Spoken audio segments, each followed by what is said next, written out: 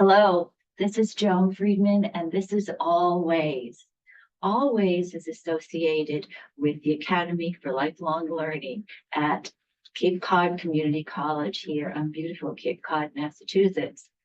At the Academy for Lifelong Learning, we love to shine a light on the people that help us put together the wonderful program that we have.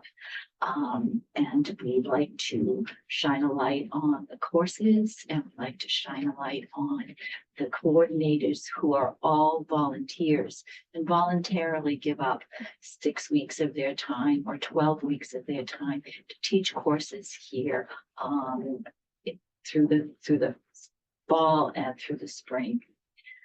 Right now, I have one of our coordinators, Dave Mulligan, who has been with us for about 10 years. Well, I think about 12 years now.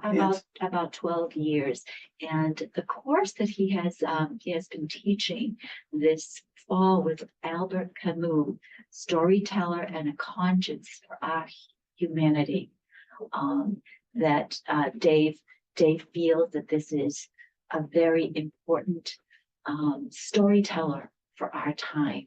So I'm going to let Dave tell a little bit about himself and his background, which is very interesting. And then we'll talk about course. So tell us a little bit about yourself. I grew up in Medford, Mass. I was one of 5 children, the second oldest. I went to Mulligan Catholic High School and graduated. When I did, I entered the seminary. I thought I wanted to be a priest. I actually did become a priest. I was 8 years in the seminary. When I finished, I was a parish priest here in Massachusetts. But back in that day, Cardinal Cushing was the cardinal here, and he established 100 parishes in South America. They were in Ecuador, Peru, and Bolivia. And when you volunteered for that, you signed up for 5 years. So I signed up for 5 years. I went to Peru and learned to speak Spanish. I wished I could have done it probably in a better way than I did, but I learned to speak Spanish. And I lived for 5 years in Bolivia. I was in a little bit of a jungle village at the beginning. It was a farming community in the eastern side of Bolivia. And then I lived in a slum parish. We had a kind of experimental parish. We did not have a church in La Paz, the capital, for 3 years. At the end of the 5 years, and by the way, that was a wonderful experience in my life, and I always treasure that experience. I finished my 5 years. I came back to the States. This was a personal decision. I decided that celibacy was not a good choice for me, and I started to look for a wife and found one.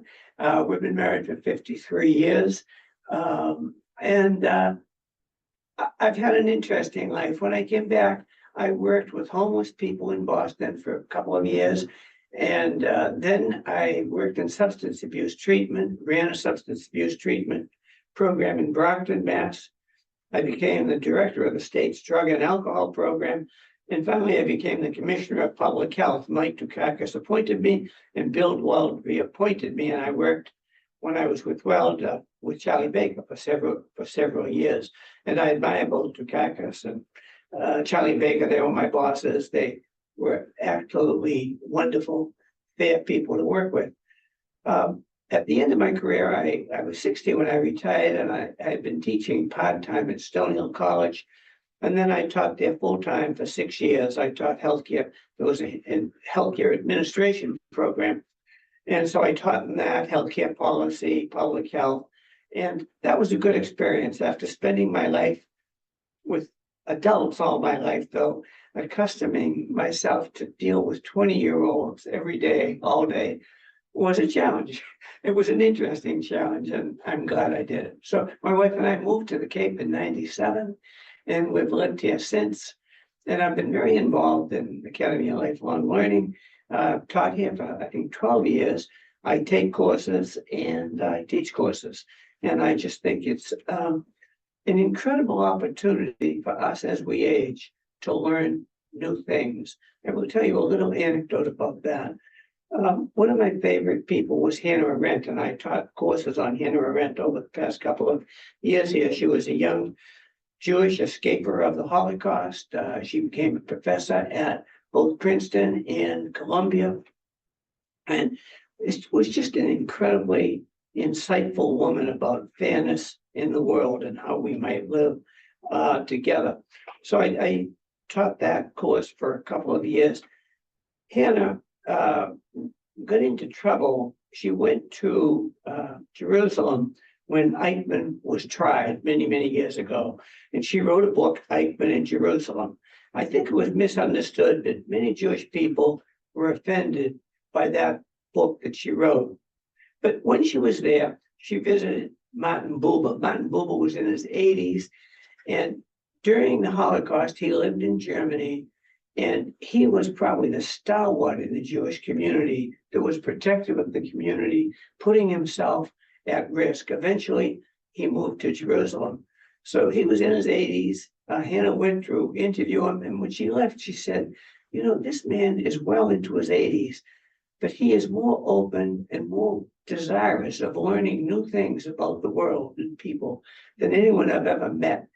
I guess that's how I look at the Academy of Lifelong Learning. I think learning new things enlivens us. It brings us in touch with other people with whom we can communicate, and it leads to dialogue. And that's why I feel so positively about the Academy and why I would highly recommend it to anyone who has not yet tried it. I was going to ask you, what you thought of the Academy and if you would recommend us to somebody else. I would recommend that was Yeah. perfect. I would recommend it to Recommend it. anyone. You have courses, in philosophy, in politics, in music, in religion. I've taken last couple of courses I took. One was on Buddhism, and the other was on Verdi's operas. So there's a wide range of subjects, and this is the other thing. It's not only about learning and staying, I think, alert and sharp ourselves, but you meet other people. Some of our best friends on the Cape are people that I met here through courses that I took or courses that I taught. And so I think there's a social component to it, which is really critical. Most of us did not grow up on the Cape.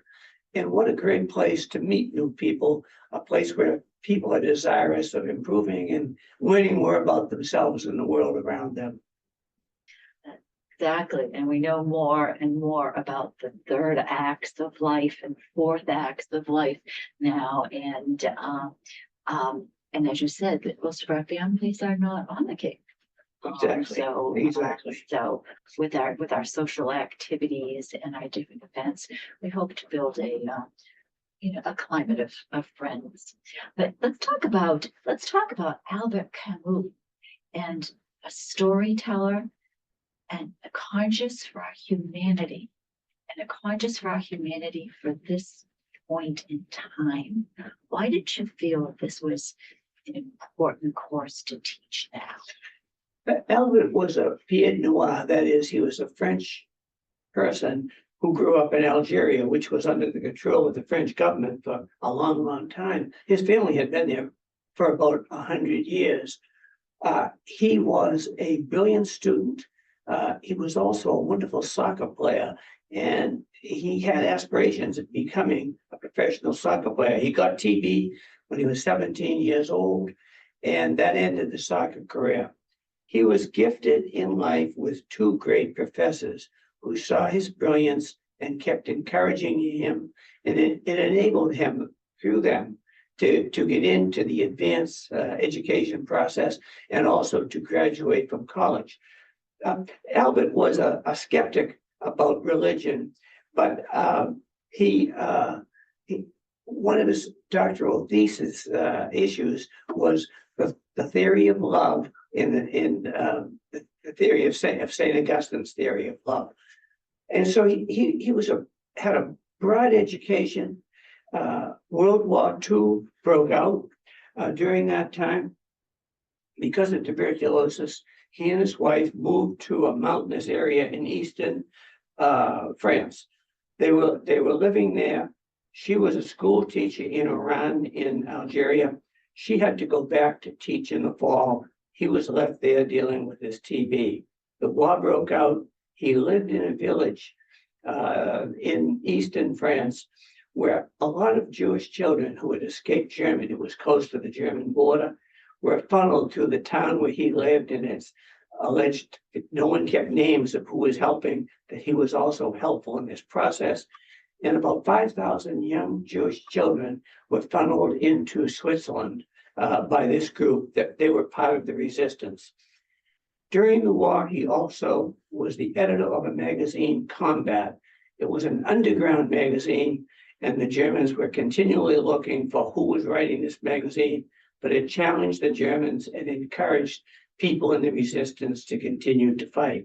So while he became a storyteller, he was very involved in the politics of the time. And politics were always important in his life because ultimately politics are about fairness. He decided when he was a young man, he wanted to write. He was writing for the magazine, the newspaper. And so he didn't want to be a philosophy teacher. He wanted to tell stories. So some of his most famous stories are The Stranger, and then he also wrote one on rebellion, and the last one that most people are probably familiar with, he wrote one called The Plague.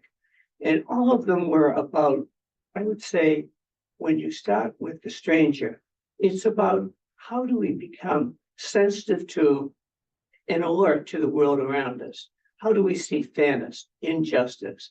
How do we see the plight of some people who are being oppressed by others? And so he told a whole story of how a man comes to consciousness. But then once we come to consciousness, it's not just a personal thing. It's something that we have to bring to the world. And that's what The Plague was all about. The Plague is a story of a town called Oran in Algeria, and it is about an infestation of rats and how the impact that that infestation had on people. Thousands of people died in the town in this novel. But it really wasn't about Iran. It was about the Nazis, and it was about Vichy France. And what he was trying to point out was that during this plague, there were many people who became selfish. They stayed in their house. They wouldn't do anything to help with the people who were suffering. But teams of people, of which he was a part, would actually assist people and bring them to the hospitals where people were cared for. They would bury the bodies of those who died, exposing themselves to the plague itself. And what he was pointing out is that when crisis comes to us in our lives, we all have to make a choice. First you think, then you make a judgment, but then you have to do something about it. And that was his philosophy of life. That one, we need to think about it and think about our place in the larger world, and then make judgments about what we feel is right, what we feel is wrong, but finally to act on it. And he was a man who courageously put himself out for that. He would write plays that had anonymous topics that would fly below the Nazi radar, but were really about how we should be acting in the world. And in those books and in his novels, he would point out that there were some who reacted courageously, and that acting courageously enriched their own lives and enabled them to befriend similar people. The whole idea of camaraderie comes through his books, I think, so very strongly. The war ended. He was reunited with his wife. She came to France. They lived in France. He won a Nobel Prize for these novels that he had written, because, some people sometimes feel, well, novels are light compared to biographies or history, other kinds of books, but they're not light always. And many times novels can convey a message through a story. And that's why I call him a storyteller in this. He did his good deed for the world by telling stories about how we should act, particularly in times of crisis. And not to get political, but this time we're in the United States, it requires thoughtful people who want to interact in courageous ways with the injustices that are among us and possibly could get worse on us.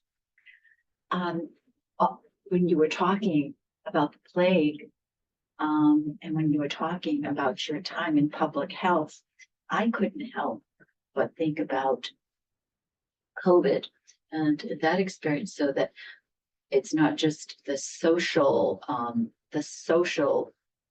pressures that are going on now, but also we had a medical crisis Yes, that could be called a plague. yes. That could be called a plague.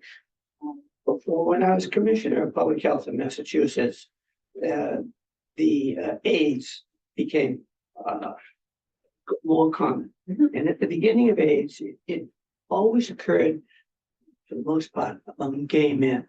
Now, as that plague, that was a plague, and as that plague ensued, it also started to affect needle drug users, their sex partners, and it became a bit more widespread. But when that illness hit, as when COVID hit, there were different reactions from different people. And the healthcare system also reacted in different ways. During the AIDS crisis, there were many that did not want their hospitals or others treating people with AIDS because of the high level of infectiousness of it. And during COVID, there were also systems that didn't respond as courageously as they might have to the COVID episode. And the COVID, sadly, is still with us, but it is analogous, I suppose, to what happened in his novel, The Plague, and also what happened during the AIDS crisis. But I think that with COVID, I think it is probably the most politicized illness I've ever seen in the United States. We had scientific people who were telling us you should be tested, that you should, once you have, we should wear masks. Once you're diagnosed with COVID, you have to stay apart from that for a long time. But there was such political resistance to that, I think, throughout the United States.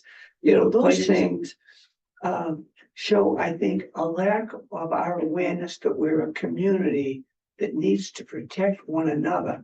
And that when we have experts who have expertise giving us advice about getting tested, using the medicines that are necessary for that, isolating at times, we really need that kind of community sense if we're going to deal with, I think, probably increasing kinds of illness of this kind as our world has gotten smaller and smaller. Dave,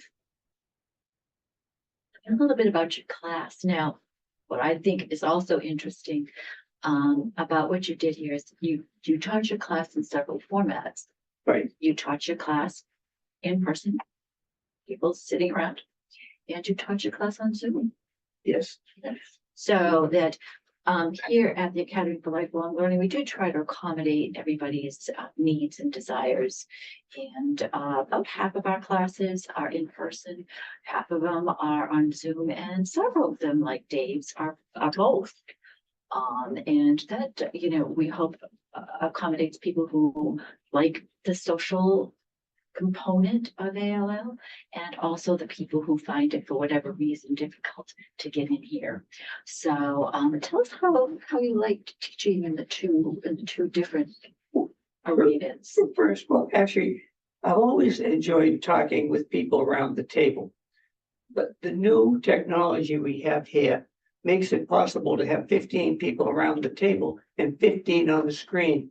And actually, a wonderful dialogue can emerge between those at the table and those on the screen. So never hesitate to take a hybrid course, because you'll be exposed to people here. So that's one part of it. The other part, there are classes which I believe are still just Zoom classes.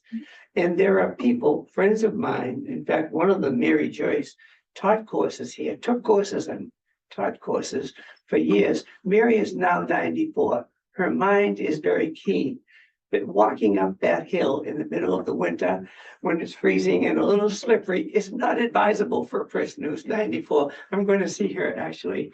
She's coming over to our house on Monday, and I can think of 2 or 3 other people in the same situation as Mary. So I think the Academy has moved toward just an in-class kind of session, and then just Zoom during the COVID days, and that worked. I taught a Zoom course from home, in pajama, I changed my shirt, or put a sweater on or something. We did that in the morning, and now we have a combination. And so if it's difficult for you to get out, it's great to come here, to stay at home rather, and use your iPad or other device or your computer to participate in the class. And by the way, the classes I'm teaching now are all dialogue. I have a nice book about Albert Camus. There's probably about, for 6 classes, 30 pages a week. We all read the 30 pages. I try to get the discussion started, but really it's the input of everyone that really makes the class what it is. And this is how we really learn. It's not just listening to a professor, it's listening to one another and expressing what we think as a way to just to share with others what we believe, but hearing their response. It's that what we need for a dialogue that will really enable us to grow with one another and to exchange ideas with one another. The country as a whole needs that kind of dialogue, I think, at this time. Dave, are you going to teach this class again, or are you thinking about it, or are you Oh, thinking about another one? Nope, I am thinking about another one. I'm getting old, so at some point I have to pull a plug on teaching classes and maybe just take them. But I'm going to teach the Albert Camus class in the second session of this coming the spring semester. And then, if all goes well, I've taught, by the way, 3 courses of this kind. I started with Hannah Arendt, now we're doing Albert Camus. And next year, I think I'm going to do a course on Simone Weil. Just a quick word about Simone. She was a philosopher, a brilliant young woman. She escaped the Holocaust, a Jewish woman who lived born in Paris.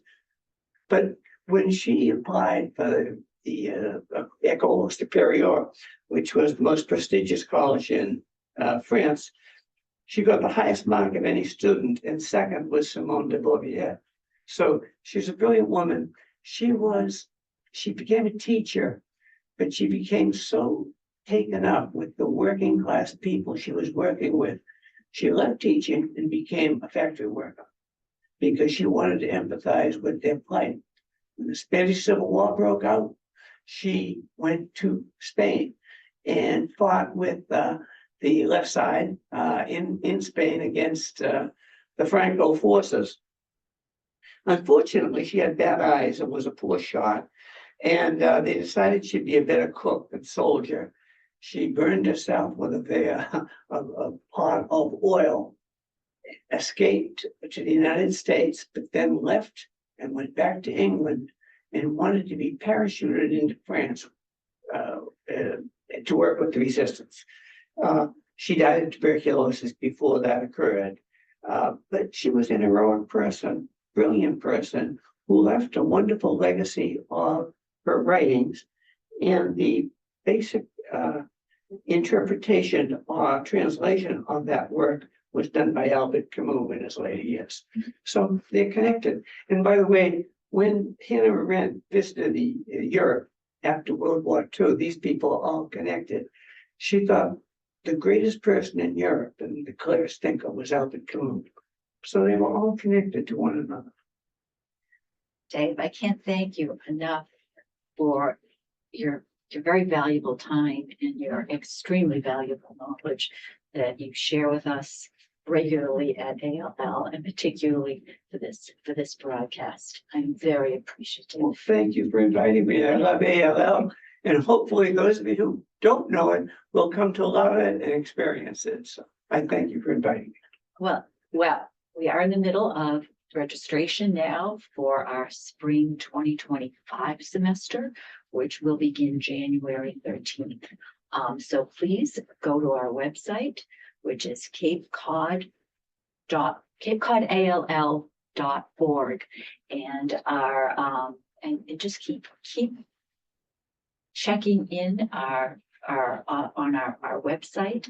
Our Facebook page is Cape Cod ALL, and just keep checking for when our registration is open, and for our 60 classes that we have already, and maybe even a few more by the time registration closes, that are going to be running through the early winter and early spring of 2025. Again, we have classes that are in person here on the campus of Cape Cod Community College, and classes that are on Zoom for those of you who would rather not be outside in the wintertime. So, for Dave and myself, I thank you very much for your time. And please check in with us again. Thank you.